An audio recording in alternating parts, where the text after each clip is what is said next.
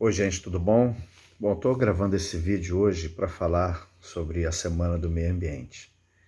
Dia 5 de julho, aliás, 5 de junho, é o Dia Mundial do Meio Ambiente. E por que essa data, Dia Mundial do Meio Ambiente? Por que um dia para comemorarmos o Dia do Meio Ambiente? Bom, primeiro, porque toda vez que há uma data, né, a gente tem que pensar por que existe essa data. Se há uma data, é porque existe algum problema com aquilo que está sendo comemorado. Então, o Dia Mundial do Meio Ambiente é para lembrarmos do meio ambiente, que anda tão esquecido por nós, né? Nós que somos consumidores, que queremos comprar, e, e assim, obviamente, não pensamos no meio ambiente. Queremos um ambiente para nós, um ambiente que sirva às nossas necessidades, às nossas vontades, e muitas vezes nossas vontades, nossas necessidades entram em conflito. Na verdade, não muitas vezes, mas a maioria das vezes entram em conflito com o meio ambiente. Mas o que é o meio ambiente, afinal? O meio ambiente, na verdade, é um ambiente em que nós vivemos. Quando se fala em meio ambiente, a gente pode falar numa escala local, né, numa escala regional, numa escala nacional ou até mesmo numa escala mundial, porque vivemos aqui na Terra. Daqui da Terra a gente não pode escapar para nenhum outro planeta, pelo menos por enquanto, né? Então a gente tem que cuidar bem desse planeta, desse nosso meio de sobrevivência, esse lugar onde a gente vive, que é o meio ambiente. Então, se há um dia do meio ambiente, é justamente porque nós estamos tratando mal o nosso planeta, né? Bom, e como é que a gente pode ajudar na preservação do meio ambiente, ou até na recuperação dele? Bom, existem aquelas atitudes que são locais, né, nível local, aquelas atitudes em que nós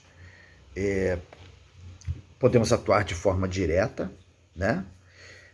Eu vejo muitas vezes na televisão, falam sobre fechar a torneira para salvar o planeta, escovar o dente com a torneira fechada, tomar um banho rápido. Bom, isso aí você não vai salvar, lamento, você não vai salvar o planeta escovando os dentes com a torneira fechada. Ah, mas eu vou ajudar, porque vai faltar água um dia no planeta. Bom, outra novidade, não vai faltar água no planeta. A água do planeta não vai acabar. Quando a água do planeta acabar, é sinal de que nós já acabamos também, né? Então, essa é uma novidade boa, né? Que a água do planeta não vai acabar. Mas quando se fala que a água do planeta vai acabar, é pensar água potável, né? Que está em risco. Mas se eu fechar a água da torneira, quando eu estiver escovando o dente, ou se eu tomar um banho rápido, isso aí ajuda mais na economia doméstica, né? Porque fechando a água da torneira, eu vou ter uma conta de água mais baixa, né? Se eu usar menos eletricidade, eu vou ter uma conta de luz mais baixa. Claro que isso impacta. Se todo mundo fizesse, isso impacta de certa maneira na produção de água potável. E eu falei produção de água potável, vejam bem. Ah, mas por que produção de água potável? Água potável é aquela água que a gente pode colocar no pote, né? Que água que a gente coloca no pote? Uma água suja? Não, uma água limpa, né? Uma água que a gente vai beber. Então essa água potável, ela tem que ser limpa, obviamente. Ela muitas vezes é difícil de encontrar. Então o que a gente faz? O ser humano, a sociedade, a gente limpa essa água para poder torná-la potável, torná-la limpa para a gente poder tomar banho, fazer comida, né? Beber, enfim. O que acontece? Por exemplo, a nossa água aqui no Rio de Janeiro, vem do rio Guandu, que na verdade é quase um rio artificial, porque a água é desviada do rio Paraíba do Sul vem para cá. E ela vem muito suja, ela tem que passar por um processo de limpeza. Mais tarde a gente pode falar sobre isso, mais à frente, não nesse vídeo. Então ela passa por um processo de limpeza e esse processo de limpeza torna essa água potável. Bom, o que acontece? Quando eu escovo os dentes com a torneira fechada, quando eu tomo um banho rápido, eu, na verdade, não estou salvando o rio, eu não estou limpando a água, eu não estou ajudando tanto assim. Até porque o consumo doméstico de água ele é responsável apenas por 10% de todo o consumo da água no Brasil, por exemplo. 70% da água é usada na agricultura. Essa agricultura, esse agronegócio, a agricultura que usa muita água e não reaproveita essa água. Então, claro que o agronegócio depende muito da água da chuva, mas até a água da chuva também depende dos rios, depende de todo um ciclo hidrológico. E o que é que acontece? Em falar em chuva, está chovendo agora aqui, ó. Não sei se dá para vocês ouvirem. Ó, barulhinho gostoso, né? Essa água que está sendo devolvida para cá é um ciclo que nunca para. Ciclo que nunca para. Mas o interessante é que quando o agronegócio gasta 70% da água, as indústrias gastam 20% da água, por que nós, quando gastamos 10% da água, se nós gastarmos a metade do que a gente gasta, a gente vai resolver o problema da falta de água? Não, não vai. Vai talvez ser responsável por 5%, que é pouco. Né? Então temos que repensar isso aí. Nesse dia, nessa semana do meio ambiente, acho que a gente tem que repensar isso. E como é que se preserva a água? Preservando as florestas, por exemplo. Então, preservar as florestas é um meio de você preservar a chuva, por incrível que pareça. Preservar a chuva, preservar o ciclo hidrológico, preservar os rios. E quando você não joga esgoto no rio, você também preserva. Então, eu separei alguns pontos aqui, até fiz umas anotações. Então, atitudes locais, por exemplo. O que a gente pode fazer para mudar um pouco o nosso meio ambiente? Claro que gastar menos água da torneira, do chuveiro, isso ajuda bastante na nossa casa. Tá? Em termos mundiais, em termos regionais, isso aí quase é irrisório. Né? Bom, o que acontece? É uma atitude importante. Conscientizar as pessoas também é importante. Cobrar políticas públicas, isso é mais importante. Cobrar dos nossos políticos que tenham atitudes ecologicamente corretas. Então, você ter mais arborização nas ruas, isso é função dos vereadores, do prefeito, do secretário municipal de educação. Cobrar mais ciclovias, isso diminui a poluição nas cidades, as pessoas passam a usar mais a bicicleta, que é um meio de transporte que não polui, né? Ciclofaixas também, os ônibus, os trens, como eu vou dizer, mais qualidade dos meios de transportes coletivos. Então você tira os carros da rua porque as pessoas vão preferir andar de ônibus e trem porque vai sair mais barato e são confortáveis. Quando você tem ônibus lotados, trens lotados, as pessoas não se veem muito entusiasmadas em pegar esse ônibus ou esse trem e acabam juntando uma grana para tentar comprar um carro, né? E aí o carro polui mais porque, por exemplo, um trem, vamos supor, um ônibus que transporte 60 pessoas, se você tiver cada uma com um carro, serão 60 carros no lugar de um ônibus. Então a poluição aumenta. E a poluição gera uma série de problemas. Poluição na cidade, né? Gera uma série de problemas para a saúde, né? O ar se torna mais poluído, você vai ter problemas respiratórios, você vai ter problemas diversos, estresse, aquele barulho, aquela coisa toda, né? A manutenção das ruas vai ser mais difícil, porque você vai ter mais veículos nas ruas. Bom, e as pessoas também podem optar por bicicleta. Mas onde andar de bicicleta, né? Na rua, tão perigosa. Então, por isso a cobrança de ciclofaixas é muito importante e ciclovias também. Não aquela calçada pintada de vermelho que eles chamam de ciclovia, né? Ciclovias de verdade, onde as pessoas possam andar com segurança. Porque a calçada pintada de vermelho, as pessoas vão achar que é calçada e vão começar a andar na calçada.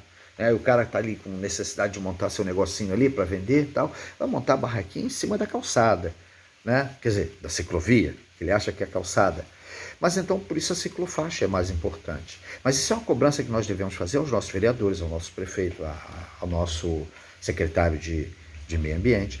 E em nível estadual, a gente tem que cobrar do governo estadual, do governador, do secretário estadual de meio ambiente, dos deputados estaduais, que tem uma política ambiental adequada, né?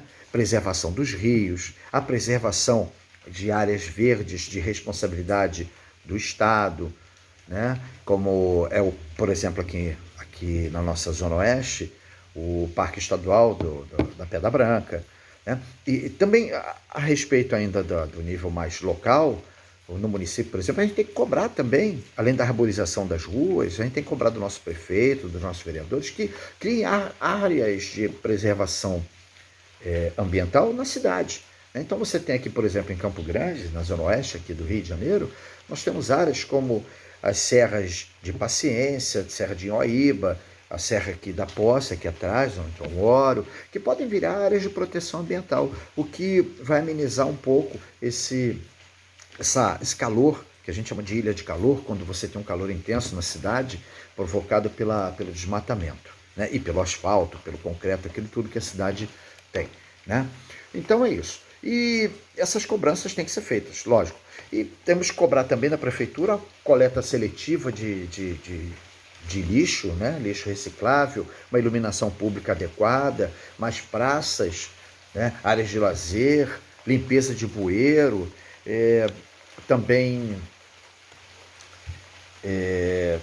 essa questão do entulho, que a gente vê que muitos carroceiros jogam entulho em qualquer lugar, temos que cobrar da prefeitura que tem uma fábrica que recicle esse entulho também, né? E em nível regional ainda, o saneamento básico, nível estadual, melhor dizendo, o saneamento básico, água potável para todo mundo, não só para quem tem dinheiro para pagar, é muito importante. É muito importante o esgotamento sanitário, não colher o esgoto e jogar no rio, mas tratar esse esgoto para devolver uma água limpa para os rios, preservar esses rios, né? Preservar as áreas verdes, porque depende de áreas verdes, da existência de áreas verdes para termos rios. E em nível nacional, a gente tem que fazer cobranças políticas também, né? Do ministro do Meio Ambiente, por exemplo, né? A gente tem que ter cobranças pela preservação dos biomas nacionais, como o Cerrado, a Amazônia, o Pantanal, a Mata Atlântica, né? Que vem sofrendo tanto desmatamento ao longo dos anos e agora está numa situação mais complicada, né? Porque há um desmonte de todo o equipamento do Estado que serve para coibir esse desmatamento. Então temos que cobrar que, ao invés de desviar de função, por exemplo, os fiscais do IBAMA, para que eles não fiscalizem, temos que cobrar que haja mais investimento no IBAMA e nos seus fiscais, mais treinamento, mais recursos para que eles possam coibir o desmatamento. Porque se deixar, obviamente, as pessoas querem ganhar dinheiro ou querem sobreviver, mas nesse caso do desmatamento da Amazônia, do Cerrado, as pessoas querem aumentar suas áreas de cultivo e fazer esse cultivo em áreas que antes eram áreas de preservação ambiental, ou se não eram de preservação ambiental, mas eram áreas verdes, de florestas. E isso tudo prejudica em nível mundial também, né? Então, quando há essas conferências mundiais, a gente deve cobrar do nosso governo federal, né, agora do nosso presidente, né, que participe desses congressos, que atue de forma proativa e que valorize a preservação ambiental. Porque, gente, olha, não tem jeito. A gente só pode sobreviver no planeta como um todo, até porque há um aquecimento que a gente sabe, o aquecimento global, o aquecimento provocado pela industrialização, provocado pelo capitalismo desenfreado, sem controle, que só fala em crescimento econômico, e esse crescimento econômico é feito em cima do quê? Como é que o país produz mais, nossa sociedade produz mais? Na maioria das vezes é em cima de um espaço físico, né, que poderia estar melhor preservado. É possível sim ter uma sociedade melhor, uma sociedade mais ecológica, e falar em ecologia é falar de um modelo socioambiental mais adequado, um modelo que veja o homem, obviamente, a sociedade humana como uma das prioridades, acabar com a pobreza é fundamental, e veja o meio ambiente natural, se é que podemos dizer assim, não como recurso. Esse termo recurso natural é muito usado para aqueles que querem produzir mais e mais, mas como aqueles que dividem a terra conosco, tanto os vegetais quanto os animais. Então devemos, obviamente, comemorar, lembrar junto esse dia do meio ambiente, para que possamos viver mais e melhor. Um abraço.